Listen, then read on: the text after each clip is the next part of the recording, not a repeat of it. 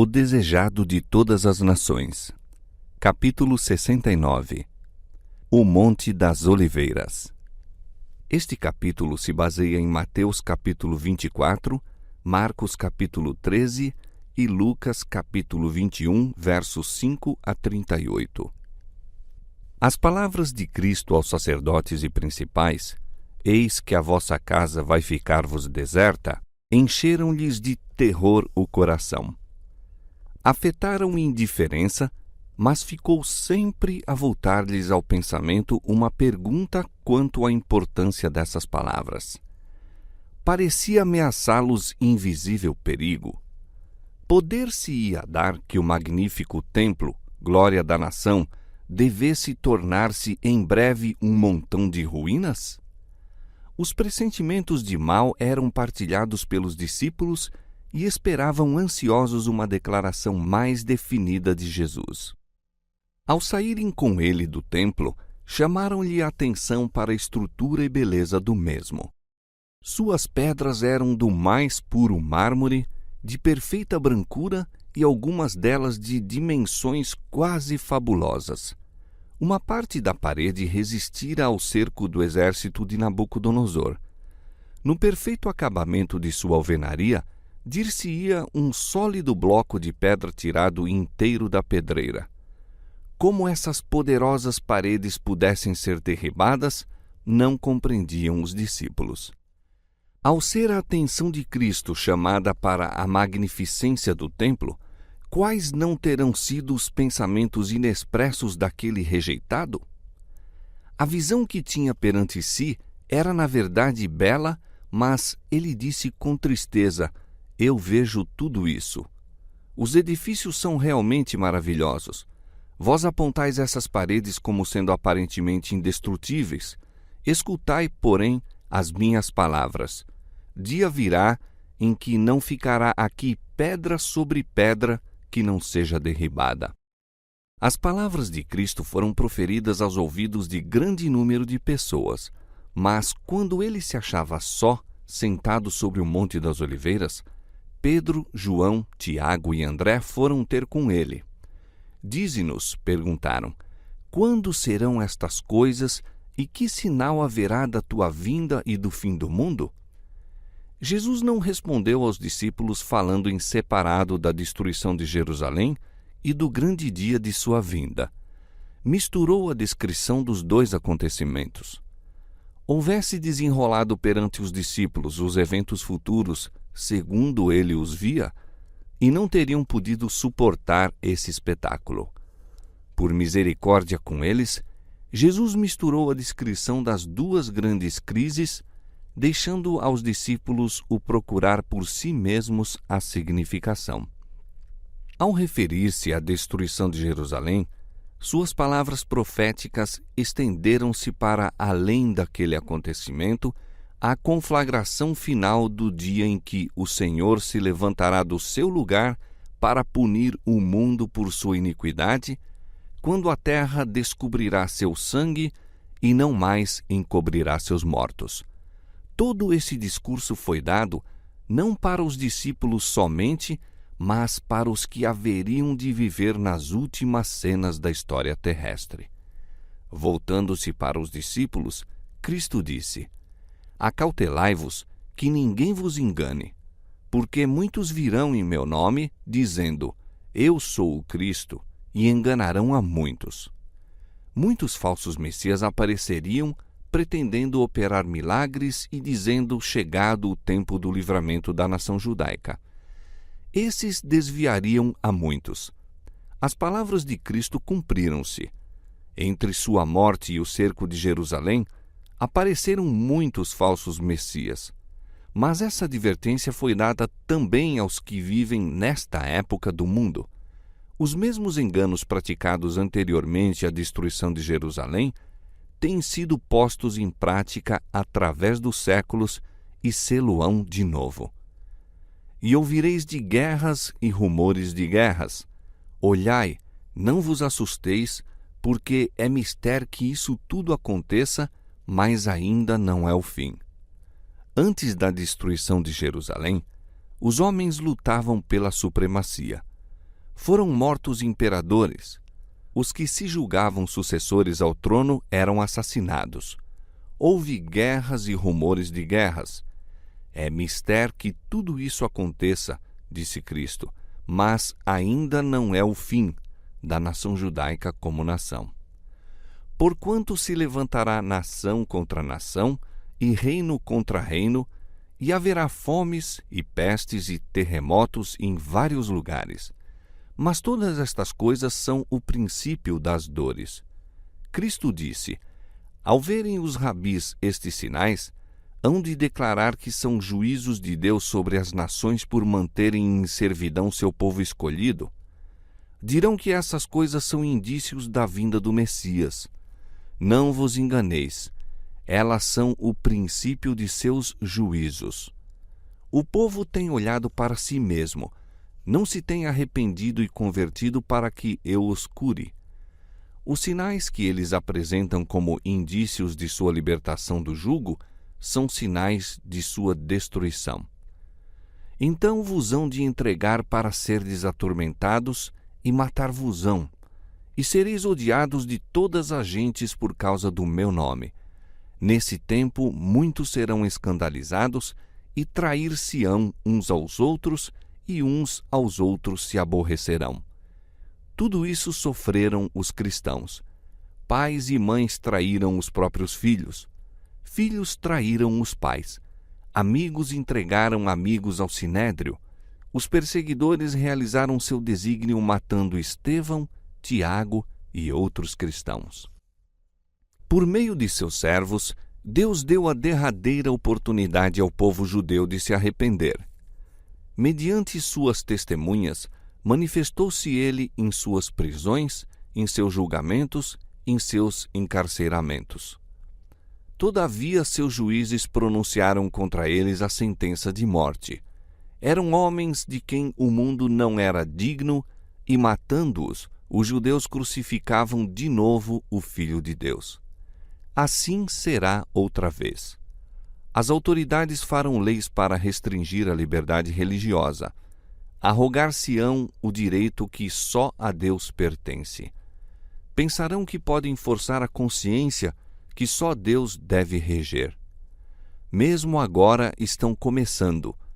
Esta obra continuarão a levar avante até chegarem a um limite que não podem transpor.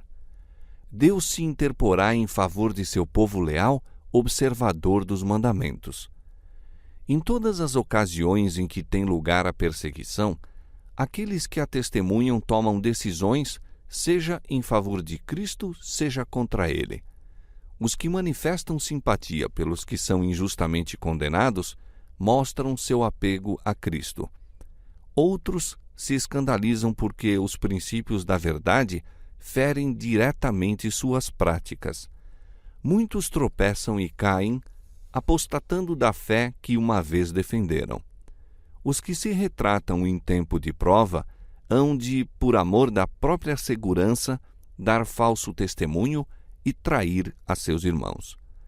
Cristo nos advertiu disso para que não ficássemos surpreendidos com a conduta desnatural, cruel, dos que rejeitam a luz. Cristo deu a seus discípulos um sinal da ruína a sobrevir a Jerusalém e disse-lhes como haveriam de escapar.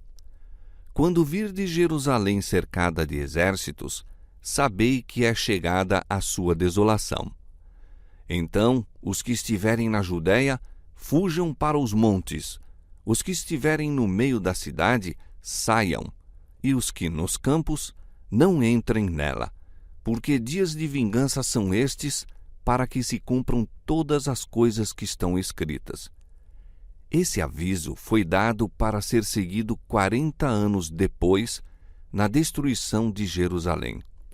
Os cristãos obedeceram à advertência e nenhum deles pereceu no cerco da cidade. E orai para que a vossa fuga não aconteça no inverno nem no sábado, disse Cristo. Aquele que fez o sábado não o aboliu, cravando-o na cruz. O sábado não foi anulado por sua morte. 40 anos depois da crucifixão, devia ainda ser mantido sagrado. Durante 40 anos deviam os discípulos orar para que sua fuga não caísse no sábado. Da destruição de Jerusalém, passou Cristo rapidamente ao maior evento, o derradeiro elo na cadeia da história terrestre, a vinda do Filho de Deus em majestade e glória. Entre estes dois acontecimentos, jaziam abertos aos olhos de Cristo longos séculos de trevas, séculos assinalados para sua igreja por sangue e lágrimas e agonia. A contemplação dessas cenas não podiam então os discípulos suportar, e Jesus passou-as com breve menção. Porque haverá então grande aflição, disse, como nunca houve desde o princípio do mundo até agora, nem tampouco há de haver. E se aqueles dias não fossem abreviados, nenhuma carne se salvaria. Mas por causa dos escolhidos, serão abreviados aqueles dias. Por mais de 1000 anos, perseguições como o mundo nunca dantes presenciara sobreviriam aos seguidores de Cristo. Milhões e milhões de suas fiéis testemunhas haveriam de ser mortas. Não se houvesse estendido a mão de Deus para preservar seu povo, e todos teriam perecido. Mas por causa dos escolhidos, disse ele, serão abreviados aqueles dias. Depois, em linguagem inequívoca, nosso Senhor fala de sua segunda vinda e dá advertência de perigos que hão de preceder seu advento ao mundo. Então, se alguém vos disser, eis que o Cristo está aqui ou ali, não lhe deis crédito, porque surgirão falsos cristos e falsos profetas, e farão tão grandes sinais e prodígios que, se possível fora, enganariam até os escolhidos. Eis que eu vô-lo tenho predito. Portanto, se vos disserem, eis que ele está no deserto, não saiais. Eis que ele está no interior da casa, não acrediteis.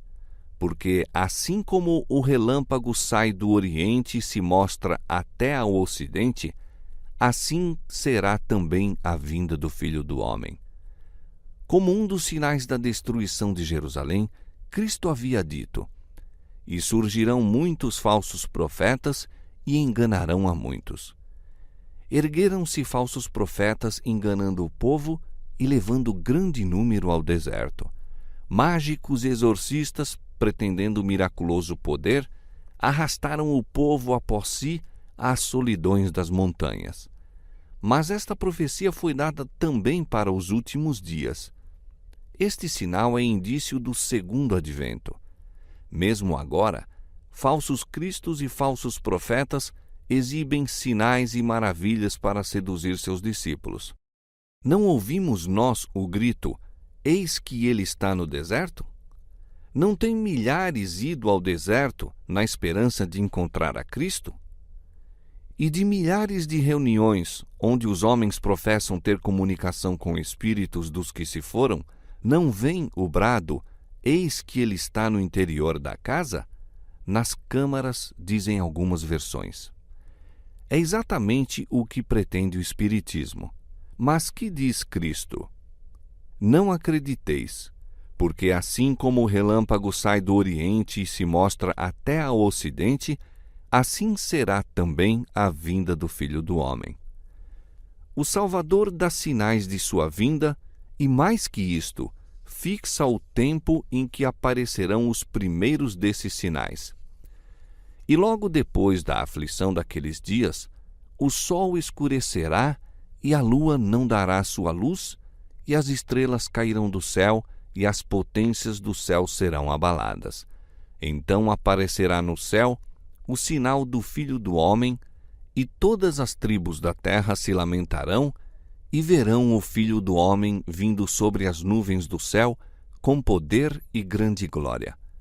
E ele enviará os seus anjos com rijo clamor de trombeta, os quais ajuntarão os seus escolhidos desde os 4 ventos, de uma a outra extremidade dos céus. Ao fim da grande perseguição papal, declarou Cristo, o sol se escureceria e a lua não daria sua luz. Em seguida, cairiam as estrelas do céu. E ele diz: Aprendei, pois, esta parábola da figueira. Quando já os seus ramos se tornam tenros e brotam as folhas, sabeis que está próximo o verão. Igualmente, quando virdes todas estas coisas, sabei que ele está próximo às portas. Cristo deu sinais de sua vinda. Declara que podemos conhecer quando ele está perto às portas. Ele diz daqueles que veem estas coisas: Não passará esta geração sem que todas estas coisas aconteçam. Estes sinais apareceram. Agora sabemos com certeza que a vinda do Senhor está às portas. O céu e a terra passarão, mas as minhas palavras não hão de passar. Cristo virá com nuvens e grande glória. Uma multidão de luminosos anjos o acompanhará. Ele virá para ressuscitar os mortos e transformar os santos vivos de glória em glória. Virá honrar os que o amaram e guardaram seus mandamentos e levá-los para si. Não os esqueceu, nem a sua promessa. Unir-se-á de novo à cadeia da família. Ao contemplarmos nossos mortos, podemos pensar na manhã em que a trombeta de Deus soará e os mortos ressuscitarão incorruptíveis e nós seremos transformados. Mais um pouco e veremos o Rei em sua formosura. Mais um pouco e ele enxugará toda lágrima de nossos olhos. Um pouco mais e nos apresentará irrepreensíveis com alegria perante a sua glória. Por conseguinte, ao dar ele os sinais de sua vinda, disse: Ora, quando estas coisas começarem a acontecer, olhai para cima e levantai as vossas cabeças, porque a vossa redenção está próxima. Mas o dia e hora de sua vinda não foram revelados. Jesus declarou positivamente a seus discípulos que ele próprio não podia dar a conhecer o dia ou a hora de sua segunda vinda. Houvesse estado na liberdade de revelar isto, que necessidade teria então de os exortar a uma constante vigilância? Alguns há que pretendem conhecer o próprio dia e hora do aparecimento do Senhor. Muito zelosos são eles em delinear o futuro, mas o Senhor os advertiu a sair desse terreno. O tempo exato da segunda vinda do Filho do Homem é mistério de Deus. Cristo continua indicando as condições do mundo por ocasião de sua vinda. E como foi nos dias de Noé, assim será também na vinda do Filho do Homem. Porquanto, assim como nos dias anteriores ao dilúvio, comiam, bebiam, casavam e davam-se em casamento até ao dia em que Noé entrou na arca e não o perceberam, até que veio o dilúvio e os levou a todos, assim será também a vinda do Filho do Homem. Cristo não apresenta aí um milênio temporal, 1000 anos em que todos se hão de preparar para a eternidade. Diz-nos que, como foi nos dias de Noé, assim será quando o Filho do Homem vier outra vez. Como foi nos dias de Noé? Viu o Senhor que a maldade do homem se multiplicara sobre a terra e que toda a imaginação dos pensamentos de seu coração era só má continuamente. Os habitantes do mundo antediluviano desviaram-se de Jeová, recusando fazer sua santa vontade. Seguiram após sua profana imaginação e pervertidas ideias. Foi por causa de sua impiedade que foram destruídos e atualmente o mundo está seguindo a mesma marcha. Não apresenta nenhum lisonjeiro indício de glória milenial. Os transgressores da lei de Deus estão enchendo a terra de impiedade. Suas apostas, suas corridas de cavalos, jogo, dissipação, costumes cheios de concupiscências, paixões irrefreadas estão rapidamente enchendo o mundo de violência. Na profecia da destruição de Jerusalém, Cristo disse: Por se multiplicar a iniquidade, o amor de muitos esfriará, mas aquele que perseverar até ao fim será salvo. E este evangelho do reino será pregado em todo o mundo, em testemunho a todas as gentes, e então virá o fim. Esta profecia terá outra vez seu cumprimento. A abundante iniquidade daquela época encontra seu paralelo nesta geração. Assim será quanto à predição referente à pregação do Evangelho. Antes da queda de Jerusalém, Paulo, escrevendo sob inspiração do Espírito Santo, declarou que o Evangelho fora pregado a toda a criatura que há debaixo do céu. Assim, agora, antes da vinda do Filho do Homem, o Evangelho eterno tem que ser pregado a toda nação e tribo e língua e povo. Deus tem determinado um dia em que, com justiça, há de julgar o mundo. Cristo nos diz quando terá lugar aquele dia.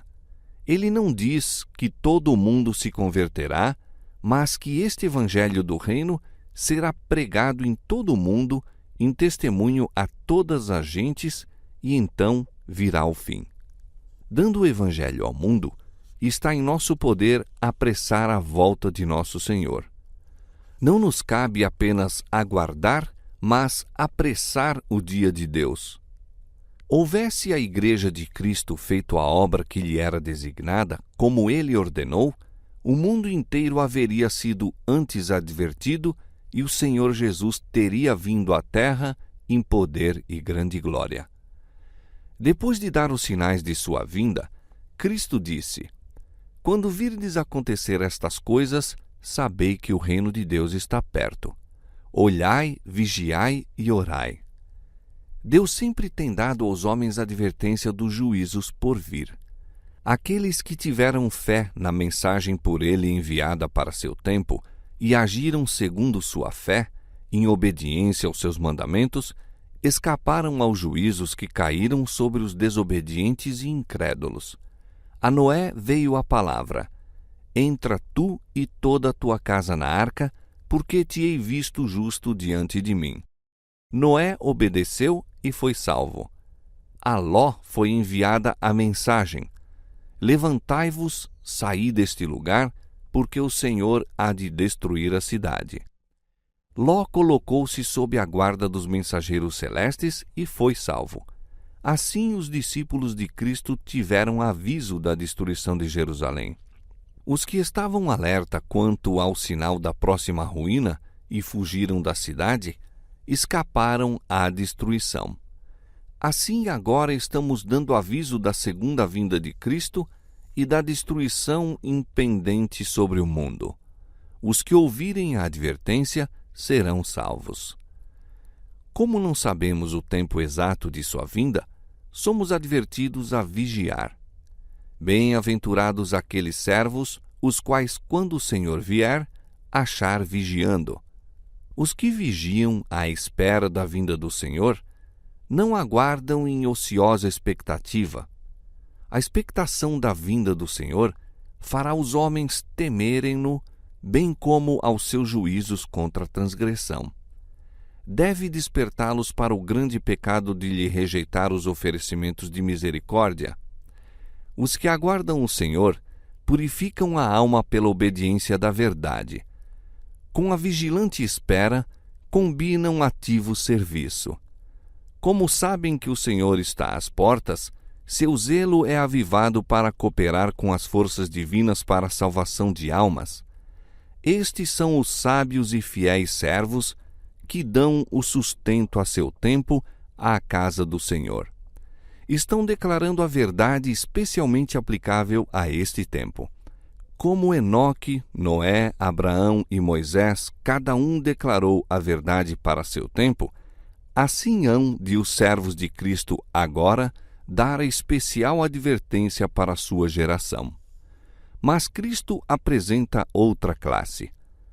Porém, se aquele mau servo disser consigo: O meu Senhor tarde virá, e começar a espancar os seus conservos e a comer e a beber com os temulentos, virá o Senhor daquele servo num dia em que o não espera.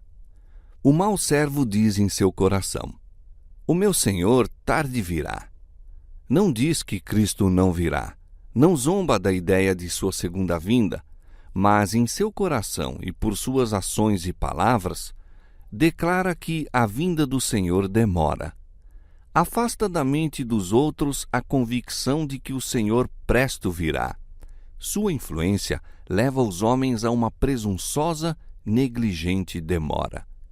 São confirmados em sua mundanidade e torpor. Paixões terrestres, pensamentos corruptos tomam posse da mente. O mau servo come e bebe com os temulentos, une-se com o mundo na busca do prazer. Espanca seus conservos, acusando e condenando aqueles que são fiéis a seu mestre. Mistura-se com o mundo. Sendo semelhantes, crescem ambos na transgressão.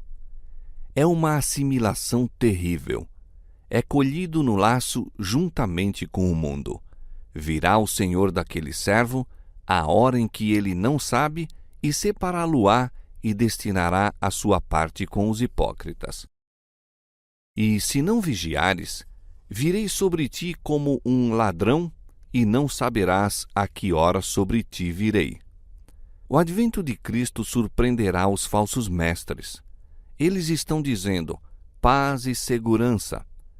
Como sacerdotes e mestres antes da queda de Jerusalém, assim esperam eles que a igreja goze de prosperidade e glória terrenas.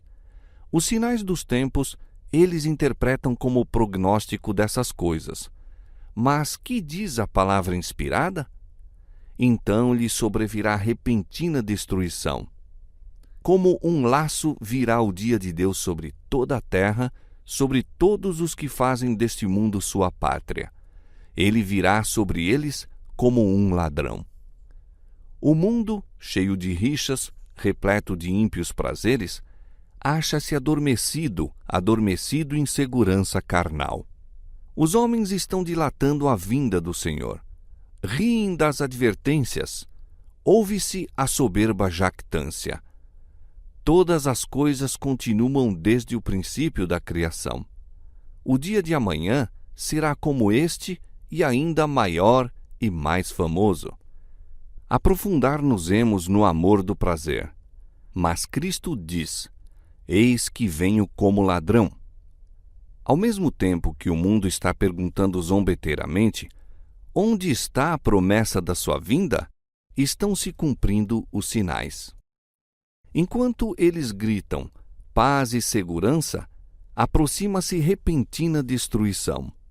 Quando o escarnecedor, o rejeitador da verdade, se tem tornado presunçoso, quando a rotina do trabalho nos vários ramos de ganhar dinheiro é prosseguida sem consideração para com princípios, quando o estudante está ansiosamente buscando o conhecimento de tudo, menos a Bíblia, Cristo vem como ladrão.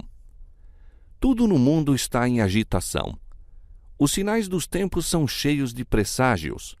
Os acontecimentos por vir projetam sua sombra diante de si. O Espírito de Deus está sendo retirado da terra e calamidade segue-se a calamidade em terra e mar. Há tempestades, terremotos, incêndios, inundações, homicídios de toda espécie. Quem pode ler o futuro? Onde está a segurança?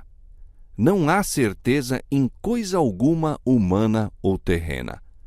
Os homens se estão rapidamente enfileirando sob a bandeira de sua escolha. Aguardam desassossegadamente os movimentos de seus chefes. Há os que estão esperando, vigiando e trabalhando pela vinda de nosso Senhor. Outra classe cerra fileiras sob a chefia do primeiro e grande apóstata. Poucos creem de alma e coração que temos um inferno a evitar e um céu a alcançar. A crise aproxima-se furtiva e gradualmente de nós. O sol brilha no firmamento, fazendo seu ordinário percurso, e os céus declaram ainda a glória de Deus. Os homens ainda comem, bebem, plantam e edificam, casam e dão-se em casamento. Os comerciantes continuam a vender e comprar. Os homens se empurram uns aos outros, contendem pelas mais altas posições. Os amantes de prazer aglomeram-se ainda nos teatros, nas corridas de cavalo, nos antros de jogo. Dominam as maiores excitações e, todavia, o tempo de graça aproxima-se rapidamente do fim e todo o caso está para ser eternamente decidido. Satanás vê que seu tempo é curto. Tem posto em operação todas as suas forças a fim de os homens serem enganados, seduzidos, ocupados e enlaçados até que o dia da graça se haja findado e a porta da misericórdia esteja para sempre fechada. Através dos séculos, chegam até nós as solenes palavras de advertência de Nosso Senhor no Monte das Oliveiras. E olhai por vós mesmos, não aconteça que os vossos corações se carreguem de glutonaria, de embriaguez e dos cuidados da vida, e venha sobre vós de improviso aquele dia. Vigiai, pois, em todo o tempo, orando, para que sejais havidos por dignos de evitar todas estas coisas que hão de acontecer e de estar em pé diante do Filho do Homem.